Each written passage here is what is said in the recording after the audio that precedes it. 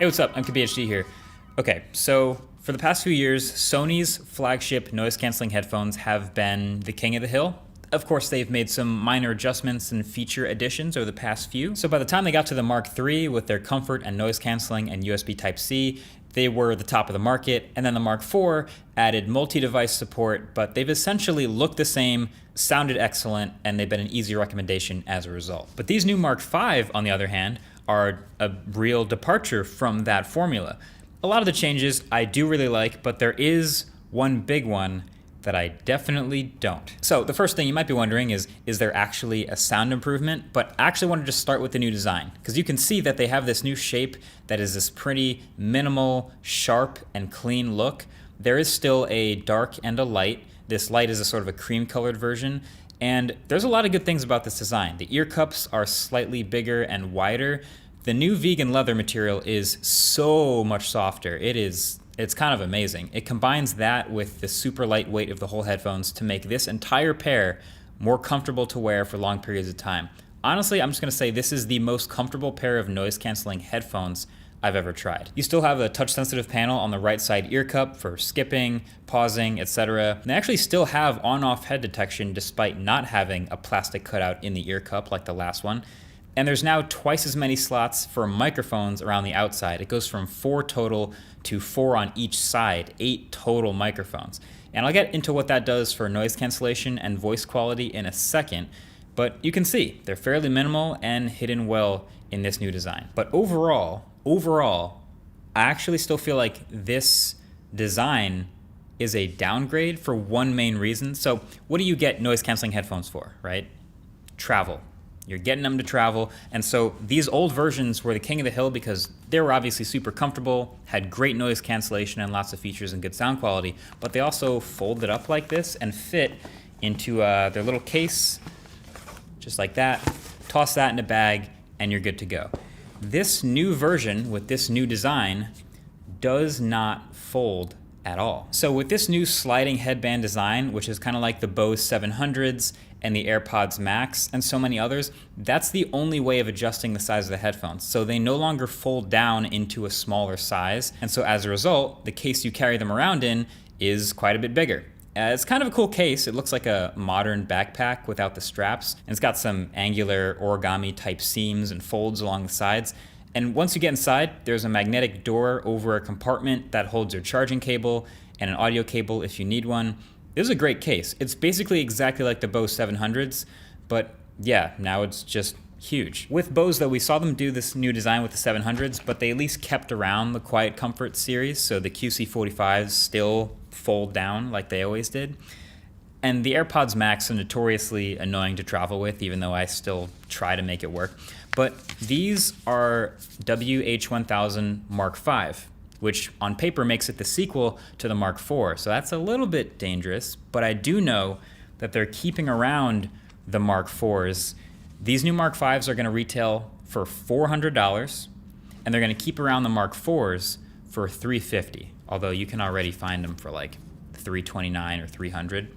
So these are starting to look kind of like a deal. But let's just get past that design flaw. They're still premium, lightweight, comfortable noise canceling headphones, and they have yet again bumped up the noise cancellation capabilities pretty significantly. So I've been saying for years they're the king of the hill for travel because as far as white noise is concerned, like airplane engines, road noise, all that sort of stuff, they do an A+ job at canceling that. Right when I put these on, I immediately noticed it's even stronger. It still crushes that droning low end, but now some of the more higher frequencies are better canceled out too. Appliances, whinier stuff, human voices too. So yeah, the last Sonys did have world-class noise cancellation, but these get even better, and we can thank the extra microphones and processor for that. Now with any noise canceling headphones and all those mics, you also have a transparency mode. These have it again. And they have 20 levels of adjustment in the app of how much transparency gets through.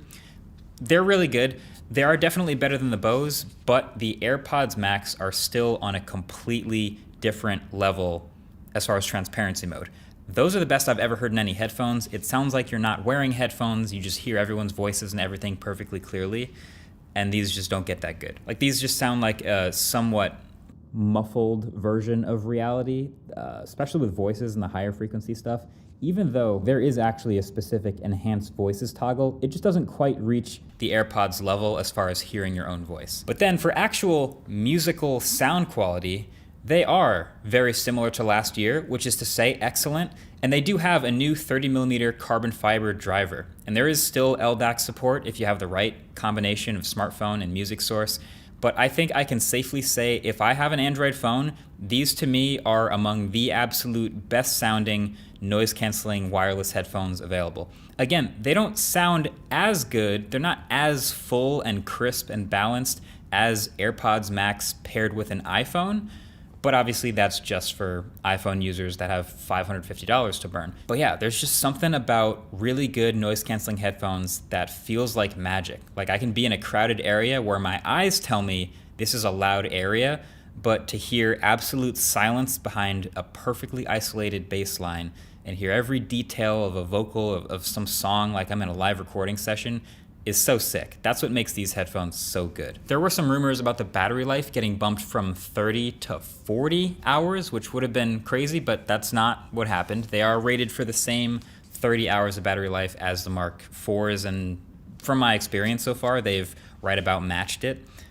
So 40 would have been nice and amazing, but I still think 30, and the use I've gotten out of these is still very good. The one improvement though, is the charging, faster charging. So you can plug these in for 3 minutes and get 3 hours of listening out of it. So if you just need to plug in real quick before you go head off to some trip somewhere, that's very convenient. Again, it's a travel feature. But that's what I want to break this all back down to. At the end of the day, these are travel headphones, and they no longer fold, which means everything about them is bigger and more difficult to travel with than the last ones. Oh, and also this might be minor, but I do have to mention it. So if you're wearing the Mark IVs like this and you didn't want to do the hold to speak or listen to people and you just want to take them off real quick, you can do that and then fold them down so they're just facing down and you can do other stuff and they'll just sit here. The Mark Vs, if you wear them correctly, which is right side, left side, they don't fold down flat. They actually only fold up. And I'm definitely nitpicking, that's a small thing, but for $400, that's another thing that's not in the new headphones that was nicer about the old ones. So if you're actually thinking about getting these headphones, this is a pretty nuanced recommendation, but if you are using an Android phone and your bag is big enough and you plan on using these for travel, listening to music, phone calls, if you're working with these, all that sort of thing, these are gonna be amazing. You get the Sony app, you've got all the customization in the world, you wanna do LDAC listening even, they sound like very good headphones and they work really well, so comfortable. Love these headphones. But if you're really anyone else, I'm gonna bring back the Mark IVs again for this, I really think you should consider the Mark IVs, of course, right? Because number one, they're gonna cost much less. Number two, actually fold down, so if you want them to take up less space in your bag, but they're also 90% of these headphones. They sound just about as good. They might not be as trendy or premium looking as the new design, but you're gonna get the same comfort, the same battery life.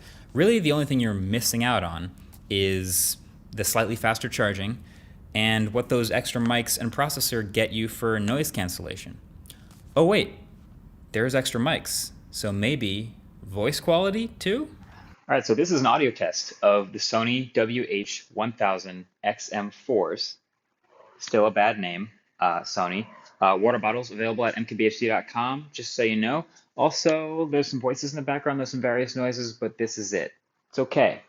It's okay for a mic. And so now this is the audio quality for the WH-1000XM5s. I think it sounds better. It definitely isolates the voice a little bit better against the same level of background noise.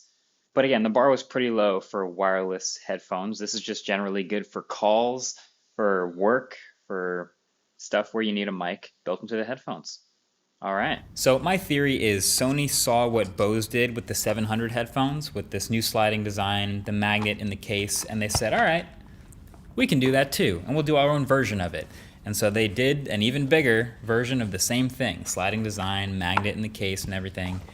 And I'm slightly annoyed by the much bigger footprint here, but I mean, let's be real. These are really good, really comfortable, premium noise canceling headphones for $400 with a terrible name, as we'd expect from Sony. but that's about what we'd expect. It's good. All right, that's been it. Thanks for watching. Catch you guys in the next one. Peace.